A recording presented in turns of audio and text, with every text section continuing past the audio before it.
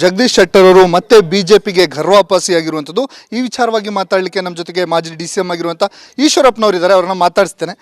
Sir, ನೀವು ಮೊದಲಿಂದನೂ ಹೇಳ್ತಿದ್ರಿ ಕಾಂಗ್ರೆಸ್ನಲ್ಲಿ ಒಗ್ಗಲ್ಲ ಜಗದೀಶ್ ಶೆಟ್ಟರು ಅಂತೇಳಿ, ಈಗ ಮತ್ತೆ ಘರ್ವಾಪಸಿಯಾಗಿದ್ದಾರೆ.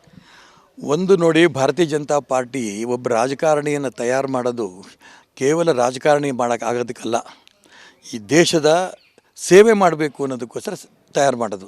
ಜಗದೀಶ್ ಶೆಟ್ಟರು ಅವ್ರ ತಂದೆ ಕಾಲದಿಂದಲೂ ಕೂಡ ಭಾರತೀಯ ಜನತಾ ಪಾರ್ಟಿಯ ವಿಚಾರ ಸಿದ್ಧಾಂತವನ್ನು ಒಪ್ಪಿಕೊಂಡು ಈ ಪಕ್ಷದಲ್ಲಿ ಇದ್ದವರು.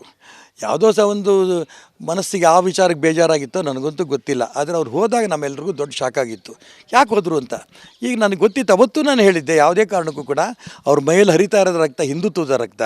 ಜಗದೀಶ್ ಶೆಟ್ಟರ್ ಅಷ್ಟೇ ಅಲ್ಲದೆ ಶಿವಪ್ಪ ಶೆಟ್ಟರು ಅವ್ರ ತಂದೆಯವರು, ಅವ್ರ ಕೈ ಮೈಯಲ್ಲಿ ಹರಿತಿದ್ದ ರಕ್ತ ಹಿಂದುತ್ವದ ರಕ್ತ.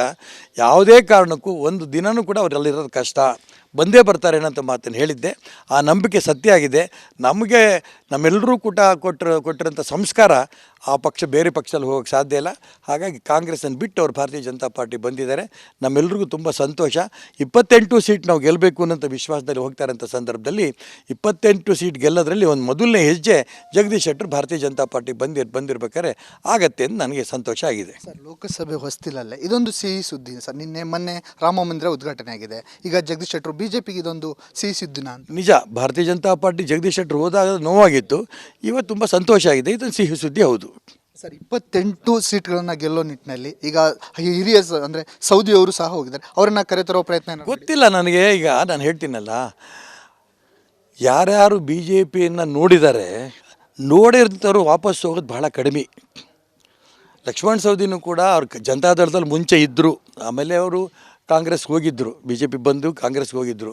ಅವ್ರಿಗೆ ಈಗ ಹೇಳ್ತಿದ್ದಾರಲ್ಲ, ಮೊನ್ನೆ DK ಶಿವಕುಮಾರ್ ಅವರು ಜಗದೀಶ್ ಶೆಟ್ಟರ್ ಬಿಟ್ಟು ಬಂದರು, ನಾವು ಅವ್ರಿಗೆ ಸೋತಿದ್ರು ಕೂಡ MLC ಮಾಡಿದ್ವಿ. ಅದೇ ರೀತಿ ನಾವು ಲಕ್ಷ್ಮಣ್ ಸವದಿ ಸೋತಿದ್ದರು, ಅವ್ರಿಗೆ MLC ಮಾಡಿದ್ವಿ. ಅಷ್ಟೇ ಅಲ್ಲ, ಡೆಪ್ಯೂಟಿ CM ಕೂಡ ಮಾಡಿದ್ವಿ. ನಾನು DK ಶಿವಕುಮಾರ್ ಇದು ನೆನಪು ಮಾಡ್ಕೊಡೋಕ್ಕೆ ಇಷ್ಟಪಡ್ತೇನೆ. ರಾಜಕಾರಣ ನಿಂತು ನೀರಲ್ಲ, ಆದರೆ ಇಲ್ಲಿ ಸಂಸ್ಕಾರ ತೊಗೊಂಡಿರೋಂಥ ವ್ಯಕ್ತಿಗಳು ಯಾವುದೇ ಕಾರಣಕ್ಕೂ ಸ್ವಾಭಾವಿಕವಾಗಿ ಬಿಟ್ಟು ಹೋಗಲ್ಲ. ಹೋಗಿದ್ದಂಥ ಜಗದೀಶ್ ಶೆಟ್ಟರ್ ಬಂದಿದ್ದಾರೆ. ನೋಡೋಣ ಲಕ್ಷ್ಮಣ್ ಸವದಿ ಮುಂದಿನ ದಿನ ಏನಾಗುತ್ತೋ ಗೊತ್ತಿಲ್ಲ. ಇದಿಷ್ಟು ಈಶ್ವರಪ್ಪನವರ ಮಾತು. ಏನು ಅಂದರೆ ಜಗದೀಶ್ ಶೆಟ್ಟರ್ ಅವರು ಏನು ಮತ್ತೆ ಬಂದಿರೋದು ಸಂತಸದ ಸಂಗತಿ.